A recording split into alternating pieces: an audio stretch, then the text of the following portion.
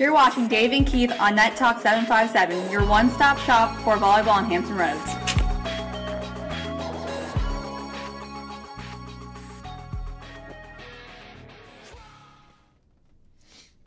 Hey guys, how you doing? Welcome back to episode 2 of Net Talk 757 with Dave and Keith, and I'm Dave, and this is Keith. And no, wait. You're Keith, and I'm Dave. Just right. Because we're on the monitor backwards doesn't mean that you become me and I become you. Right. Oh, well, see, okay, so we have a monitor that's right behind us, and if I could get up and turn the camera on, I would, but fine, whatever. Again, Net Talk 757 with Dave and Keith, There you go. covering volleyball on Hampton Roads. Hopefully, you've come to us because you saw our first episode. We actually have had a good number of views. Kind of surprising how many views we got so fast. I was happy about that. And a lot of people enjoy it. A lot of people enjoy it. We feel got like it's needed. A lot of feedback, a lot of feedback. And I think even feedback from Texas. Really? Someone from Texas says it's about time we cover some more interesting topics on volleyball on Hampton Roads. Yeah. Who was that? That's kind of cool. Yeah. Anyways. An old player, now coach, said that it was good. That's good awesome. Stuff, yeah. Well, that's good to know. Well, anyways, in this episode, with the feedback, we got something valid feedback. Someone posted it in our on the Facebook page itself, but also we got some emails about the length. So what we're going to do, we're going to try and chop things up a little bit. We're still going to give you all the information, but we might post shorter video blogs or whatever you want to call them. For all of us ADD people who can't focus for more than a few minutes. Yeah. So, with that, let's talk about what we're going to talk about right now. First of all, we're going to talk about this past weekend. Big weekend. A lot of teams playing this past weekend. A lot of teams playing, a lot of places. Later on, we're going to talk some news, some really exciting news for a local 757 girl. Then some great news for some of our teams, some rankings that came out, and then, of course, at some point we'll do our red card segment too. But to start us off, why don't we talk about this past weekend? So, okay. You want to go, or you want me to go? Well, I think the one that most of our teams and most of the coaches and parents went to was Capitol Hill Classic. Yes. And you were at Capitol Hill Classic, so why don't you go ahead and take it over? And first, were you able to get up there? The snow didn't hit till after everyone was up there, right? I got there with no problem, but I'm not going to lie. On Monday, coming home on Monday, it took me 7 hours. I heard it was taking people 7 and 8 hours to get home. Gosh.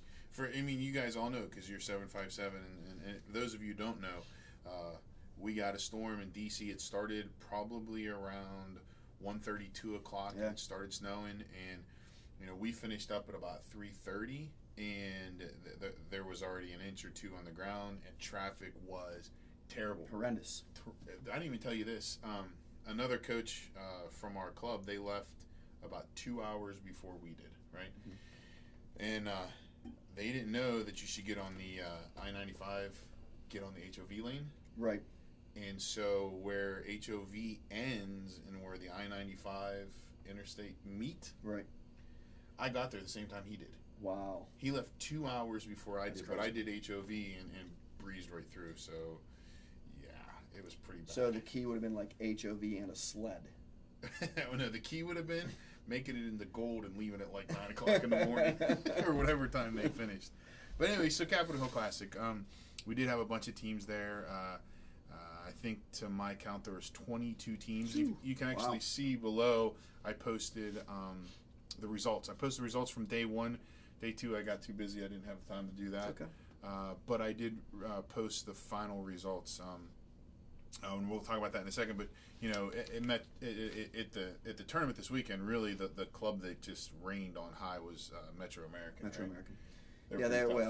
They're one of the bigger clubs in Virginia. Yeah. If you want to call that Virginia, they're right outside DC. DC, yeah. It's their tournament. They get to sleep in their own beds, and that's always a little bit of an edge to that. And they're a good club. Yeah. They have a lot of good kids and usually a lot of big kids. Yeah. And I noticed that their age groups, I don't think they finished anything in the open level lower than third. Yeah, we were just and looking most of them at were first. Yeah, I mean, good amazing by what they did. Yeah, absolutely.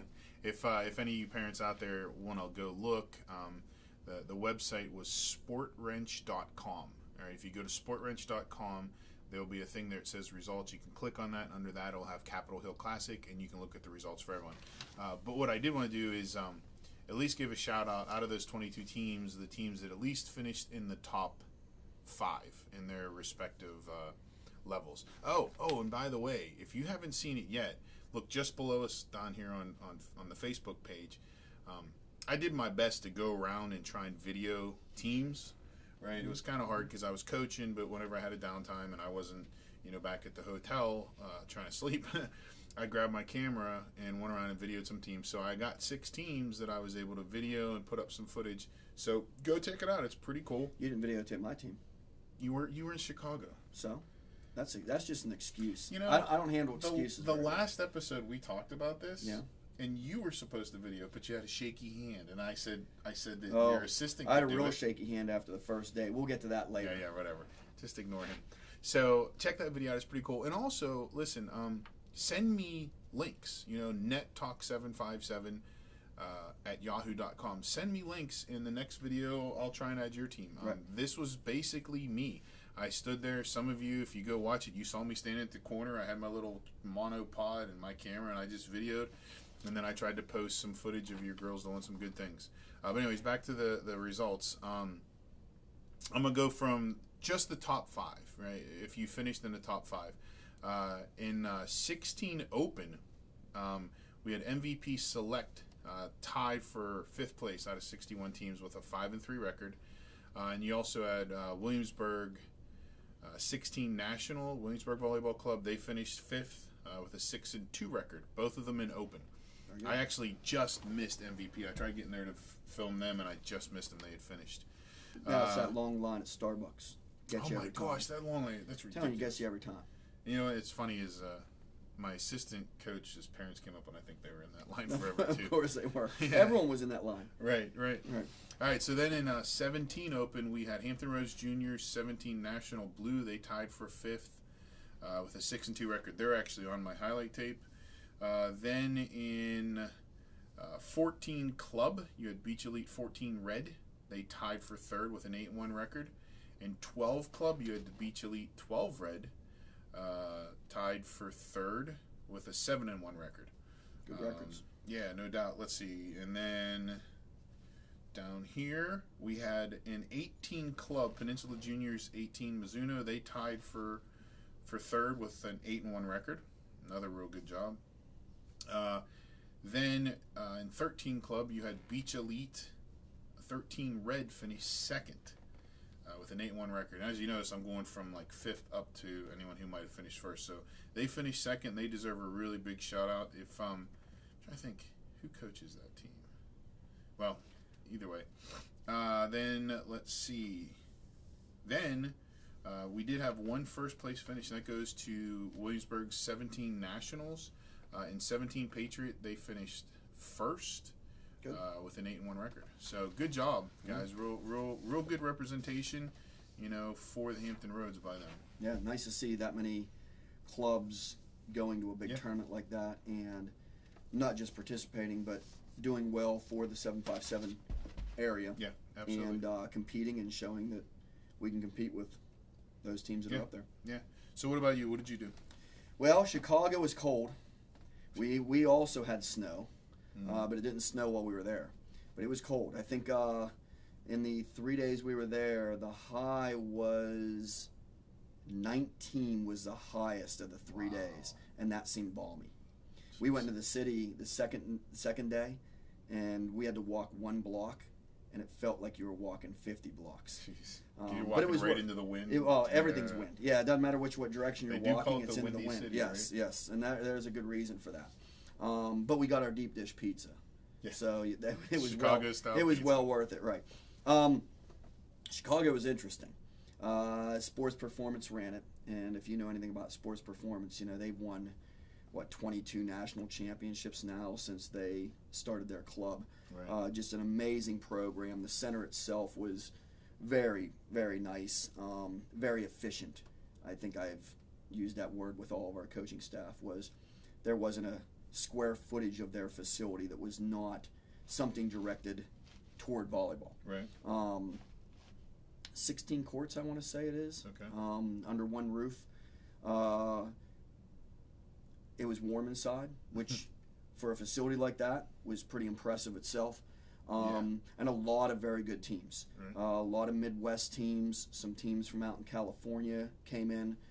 So the competition was very, very steep. Yeah. You know, I've had several parents ask me, you know, how are those kids so good? And, you know, maybe that's another discussion, another conversation, and, you know, the amount of time they put in and the amount of competition they get out there on a daily and weekly basis compared to us on the East. Yeah. I think makes a big difference. But a lot of good teams. You had to bring your A game every single match. And I think it was very productive for our kids and our parents, especially at the younger age levels, to see, you know, this may be something to shoot for, and you know, show them how much harder they must work in order to maybe get to that level. You know, with all that being said, our teams did very well out there, considering the competition. I think our coaches were very, very pleased, and you know, other than the issue with the flights, which it sounds like, you know, either you had issues with flights out there, you had issues driving back from Capitol Hill. Yeah, that it was an interesting, you know, but good and beneficial event for us to go to. Yeah, that's good. So it was good. So I you know, part of me wishes that we would have been back at Capitol Hill. You know, we've won that. Four out of the last 5 years, and Metro won it this year, and we seem to always beat them. And that was the one thing that I was thinking about, but I just didn't mention was, you know, Metro American kind of went through, and you know, we had, you know, 6 or 7 teams there that really did well, but you didn't see, you know, some of the more powerhouse teams from Hampton Roads. From our area, maybe. You know what I mean? Yeah. And it's just curious to see, you know, if they were there, because I think a lot of the teams from Beach Elite and other ones, they went up to Spooky Nook. Spooky Nook, right. So which was another event that you know, I don't know what kind of results we really got from that. I know it's been a quick turnaround here with us just getting home. But send us something, because you guys from Spooky Nook, yeah, right? I looked everywhere on the website or on the internet. I looked everywhere on the internet trying to find results for that tournament so I could at least share them and post them. I couldn't find the results anywhere. So if anyone went and they can send that to us, please. Or post it. You know, they can post on our Facebook page too, right? Yeah, so just go ahead and post, you know, what your results were there. But, you know, I know that's, you know, can be an interesting tournament too, because, you know, there's some good teams from the Pennsylvania, especially central Pennsylvania area. And they sometimes pull in some Jersey teams and some New York teams and some Maryland teams. So, you know, that probably was a decently competitive tournament too that several teams from our area went to as well. Yeah. So there were several options, you know, and I think, you know, all the clubs do what they feel is best for their club and what's best for their parents and what's best for their teams. And, you know, you go out and you play and you reevaluate and you either decide, hey, I'm going to go back and do that again next year, or hey, let's try something new. You know what I mean? And so, you know, I think also that, you know, kids do so much traveling anymore with club ball. You know what I mean? That if you're doing the same thing year after year after year after year, and the kids come up through your programs, and you know they've from 12s on have gone to the same tournament, it sort of loses some lackluster. You know what I mean? And it's sort of, you just get sort of, you know, we're going to the same place again. Yeah. So, you know, I think it's nice when clubs sometimes mix some things up too, and a lot of clubs do that when they're going to their national events and you know. Things like that. So that was sort of what we did this weekend with the, you know, President's Day weekend. We decided to do something different. Yeah, because I don't know if you've ever gone there before. No, this is our first year. Yeah. First year. Will we go back again next year? I don't know. You know, we'll sit down at the end of the year and as a club and decide, you know, is this something that, you know, we really, you know, want to do and enjoyed and felt it was overly beneficial. Well, and, you know, we'll get some feedback from the parents and the players and all that kind of stuff. It's fair to say, I think, as a coach or as a club director, you know, every club kind of has a template of the tournaments they want to go to at the start of the season, right? But as a coach, you know, you're going to look at your team and ideally be able to say, okay, you know what, I have a good team this year. Right. And I think that's where you're at, right? You have a Well, I think that's pretty where our good club team. was at, right? Yeah. I think, and ironically, I was one of the people who was not real sure about heading out there. Right. We've been very successful at Capitol Hill Classic. Mm-hmm. We love playing Metro because they're always bigger than us. It's always a David and Goliath, and we seem to have come out on top of most of those, situations. So, I was one of our staff members who wasn't real sure, but they encouraged the club to do that because they knew that some of our teams in our club was going to be a little bit stronger this year, and that might be the time to go out there and see if we could knock off one of the bigger clubs in the nation. So, yeah, I mean it's good because you get that extra different competition. Right. You know what I mean? Right. I think that as a director or as a coach, that's what they're looking at, and when you feel like you have a pretty good roster, going a little bit further west is going to put you against the better competition, right? So, I know last year I had a pretty good team for what I thought, and we went to Big South in Georgia instead of going to NEQ. There's some good teams. There's some there. good I mean, teams we down still played. We weren't in open by any sense of the means, but we still there was some good competition. We did not play them, but A5 is a club from down in Atlanta, right? And we walked past them this past weekend in Chicago, and they have to have more than half their team is well over 6 foot, 6'1". Yeah, well, it's just. I know last year when we played them at the 16 age group, we weren't playing their ones team. We were probably playing their threes team, right? And their ball control was ridiculous, A5. But anyway, so I think basically that's everything that we know of that kind of happened this weekend.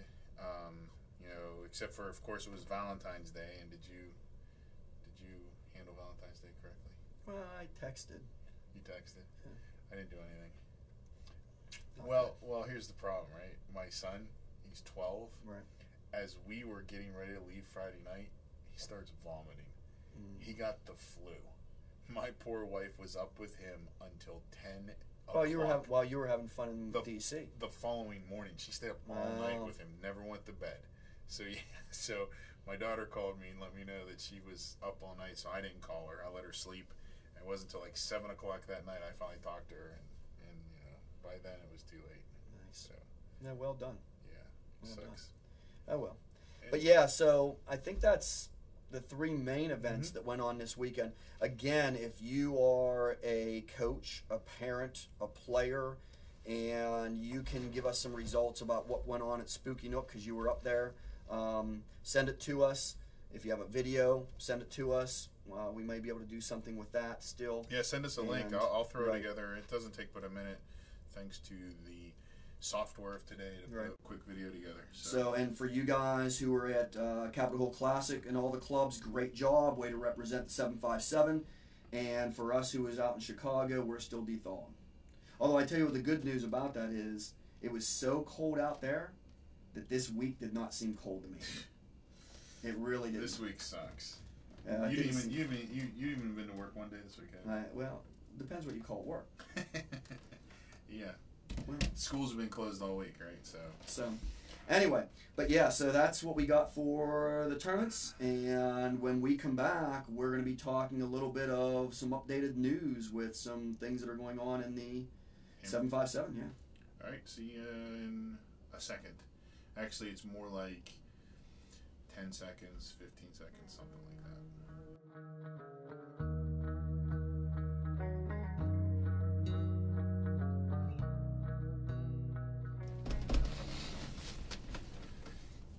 Okay, so now for the news. So you understand, we talked about it in our first episode, Dave. Like, we're gonna, cover 757, but we're gonna cover everything, right? From beach, club, college, high school, boys, girls, volleyball, of course. Yeah. I'm sorry. Well, the Penguins are playing tonight. See it? Are they? They are. They're down 1-0. Oh, that's not good. What's this? Yeah. Penguins. You can tell it. Penguins. City of champions. Yins would understand that if you were actually from Pittsburgh. Right. But anyways, he diverts me all the time. I'm trying to focus, trying to do some work here. Your ADD is not my problem. Isn't ADD? Wait, I was gonna Look. There's a spider. No, See, I have this thing. You know, anyone who knows me personally is going to be like, "Oh my God, he's telling that story again." You know what ADHD is, right? Right. What is it? Attention? ADD with an H in it. Attention deficit order or whatever. Hyperactive. Right. I have this thing that's called ADHOLB. You know what that stands for? No. It's called attention deficit. Oh, look, butterflies. Ah, nice. So I can't focus for more than a few minutes. We can tell. And if you keep talking while I'm trying to do the introduction, That's I can't funny, get though. we're done. It is funny. It's- I actually can't. I can't. I make play it into back. a little game. What? Trying to interrupt me? Yeah. Try to get you off task. But I can't take credit for the butterfly Our things. 757 viewers can keep track. They can do a little tally Right. and let me know how many times I've done it. Anyways, news. I have to look at our thing here. So, sorry, you just do it. I'm going to sit here. So, now we're going to do the news in the 757 that's relevant to volleyball. Volleyball. So, some volleyball news. Our first news goes out to Karen Weatherington, Hampton University head coach. Recently resigned from Hampton after winning the MEAC conference for 2 years in a row and going to the NCAA Division I National Championships. And she will be heading to Charlotte. So congratulations to Karen on her new job and trying to rebuild that program and getting back to the NCAA. So we'll miss you in this area, but congratulations and good luck down there. Our second major news situation is Chi-Chi, who is a former Beach Elite player and a former Kellam High School standout, winner of several state championships, and now is playing at the University of George Washington. She has been selected to attend the A2 national team tryouts, which is pretty impressive. So congratulations to her and Kellam and Beach Elite for having a member selected to try out for the A5 program. You can check out all that information on our website. That's good. I was about to say that. If you look down below this post on Facebook, we put a link up. I stole that link from Beach Elite. Actually had it up on their Facebook page. I kind of stole it and put it on ours. I don't think they'll mind. No. A little love for Beach Elite. But good job. Congratulations. I mean, geez, how many college volleyball players are there out there, and to get an invitation, that's a big deal. I think there's only like 300 or something. I'm sure it has it on the article. Yeah. I think there's only like 300 or something in the entire nation of volleyball players who are actually welcomed or invited to attend this. And then you try out for that, and then a certain number is selected to play, and they'll play in a series of tournaments and that kind of stuff as a sub thing to their college experience. Yep.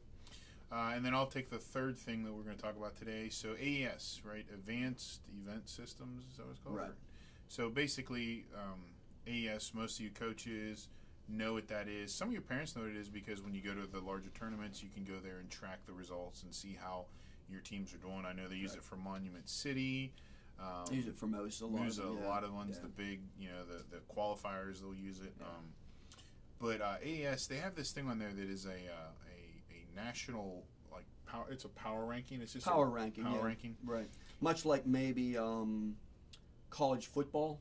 Would have done the power rankings to decide who is the top 4 college teams or whatever to go to the college tournament or whatever they're calling it now. So, a power ranking based off of who you played and your results based off of those teams. Yeah, who you played, the quality of the play. You know, it's one thing if you go beat a team that just historically is really not playing well. Right, you don't get as many points for that. But obviously if you play a powerhouse and you beat them, you get more points and stuff like that. But on the national rankings, we actually have Coastal's 18 Blue, Dave's team, listed 4th in the nation. So it's kind of cool.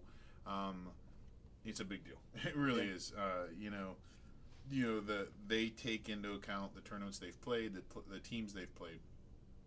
So kudos for 18 Blue. But also on there, if we're going to look, I'm going to try and put a link up after we finish the video.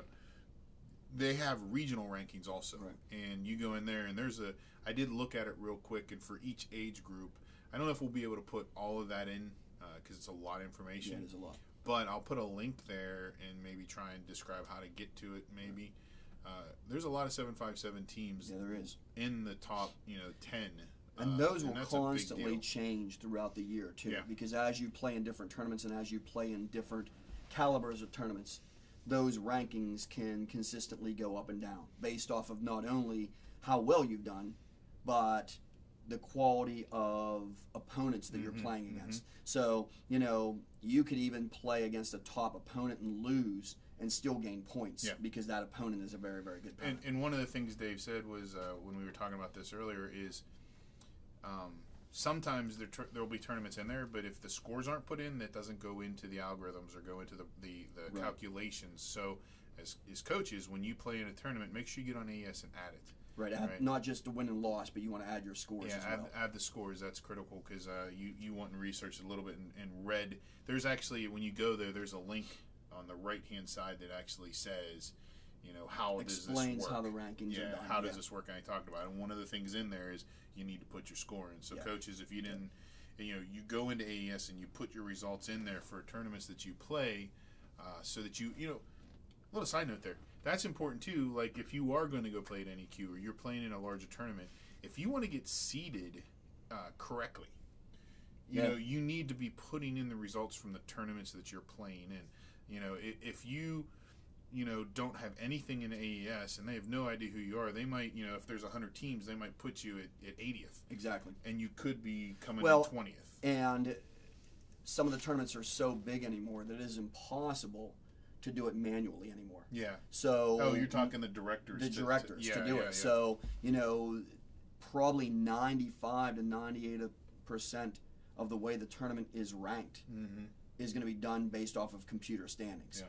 Now, I've helped seed tournaments in the past, and I've always gone and took what the computer did and then looked it over a little bit and said, well, is there something that's really strange here? And if it is, maybe make an adjustment as a director of the tournament.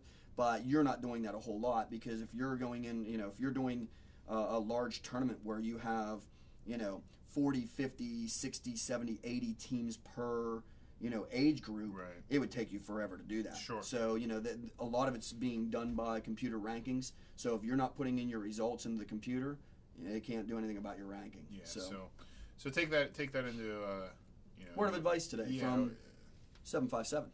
Net Talk. You forgot Net Talk. Oh. 757 is an area code. That's pretty. 757. You were right on that. Has nothing to do with butterfly. Volleyball. Anyway, so AES. We just want to talk about that. Like I said, I'm going to try to do my best to put up some sort of something on the Facebook page. And while I'm talking about the Facebook page, like us. Send a link to everybody. We want to get as many likes as we can. 100 is a great goal. We're already pushing 70 right now after only one episode, so that's pretty awesome. Here's our second episode. Let's hope we can get more likes. But the more likes we get, the more people who follow, the more information we can get in, and the more exact the information we have up on the website is. And we won't miss things like Spooky Nook. We will actually be able to have those results. Exactly. But also go into YouTube and like us on YouTube. The more likes we get on YouTube. And if you know somebody, a parent, for example, or a player who doesn't do Facebook on their computer. That was the episode before. People who would have to go back and redo that. Well, you know what? So anyway, there's a benefit to watching the last one. For you guys who are watching 757, that's another check.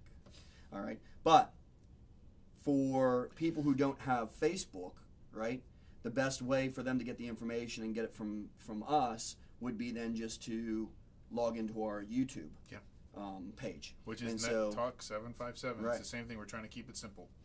So anyway, that's another way if you don't have Facebook. Well, I know a lot of people out there just don't do Facebook, which is fine. Yeah. So, yeah. All right. Well, that's all the news I think we have today. But yeah, so what we're going to do now is our red card. Take a little break here, Yep. and we'll be back with you with the red card segment, and I think it's my turn It's your turn, so we'll be right back.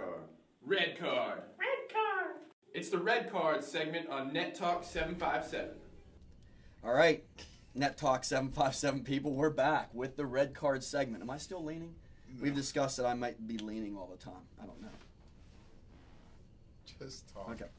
All right, we'll start over again. Isn't it though? I'm leaving that in because it's funny. Okay. I still leave it. All right. All right. Maybe it's the camera. Okay.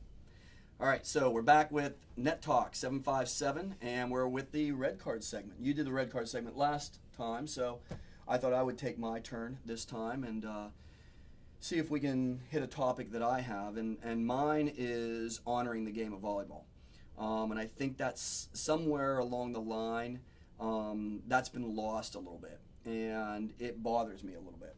And what I'm getting by that is I think that most players and most coaches honor the game of volleyball when they're on the court. I think most kids don't want to lose. I think they want to play hard. I think they want to win. I think for the most part, there's good sportsmanship and those types of things. I'm talking about the entire game. And to me, the entire game not only consists of, when you're on the court, but I think it consists of when you're in practice. I think it consists of when you're working at the work table. I think it consists of when you're shagging balls for other teams. And I think that's getting lost in a lot of places. We had a situation this past weekend where a work team, it was their first working match of the weekend. You can tell they didn't want to be working. You can tell that the girls at the table drew the last straw, and they weren't paying attention, and they weren't doing something. And in the result, it really messed up our bracket, and it really messed up, what we were doing. And, I know that most coaches in the 757 do a pretty good job, and I think our referees do a pretty good job in our area, making sure that, that people do what they should be doing when they're the work team. Yeah. But, as coaches and as parents, I think it's also our responsibility as adults to make sure that our kids are doing a respectful job when they're working for another team. And I think that's part of honoring the sport. If you're not going to honor, the entire sport, which also consists of keeping score and, flipping the score or putting the score up on the scoreboard or doing lines or whatever, I think it needs to be done correctly. It's part of the game. It's part of the sport. You can learn a lot by doing that. And I think we need to encourage our kids and our clubs to uphold a higher standard when, working games. You can't say you love the sport of volleyball and honor it if you're only going to, honor, 20% or 30% of it. So kids, do a good job at the table. Am I allowed to interject on your? Sure, you can. Yeah. Coaches too. Right. How many times do you see coaches who are supposed to be supervising, and they're not even paying attention? So when there's a problem, and the kid turns around to look to see for help. I mean, you have 18-year-olds; they're pretty responsible. But when you start getting into the younger kids, those coaches aren't honoring the game either. Right. I agree with you 100%. Right. So, we're not trying to, cause any waves out there, and, hopefully we're talking to the very few, but we've all been there with work teams who, are not paying attention and whatever, and, you don't want to holler at kids, and I'm not saying that, we as coaches or parents should be hollering at kids on the sideline or hollering to flip the score or hollering that it was a touch or in or out or a foot fault or whatever. But I think it's also the responsibility of the coaches and the clubs and the club directors and whatever to make sure that when their kids are working, they're doing an honorable job working. It's just as important part of the game as playing in a lot of cases. You wouldn't want anyone to not be paying attention and hurt you while you're playing, and we need to give that respect to some other teams. So, when you're doing this traveling and we're heading out the rest of the year to, some of these other tournaments that are around the nation, not only would I personally love to hear, boy, the 757 area, they have good teams, they have good coaches, they have hardworking kids, they're technically sound, but boy, do they respect the game. Yeah. Everything they do, from the time they walk into the gym till the time they leave the gym, boy, are they focused on the game of volleyball, and that includes when you're a work team. So my red card for volleyball right now is let's make sure that our kids are doing what's right at the workstations, and let's make sure that we are good work teams. And that's to you, Net Talk 757. Have a great evening. Send us an email. Bye.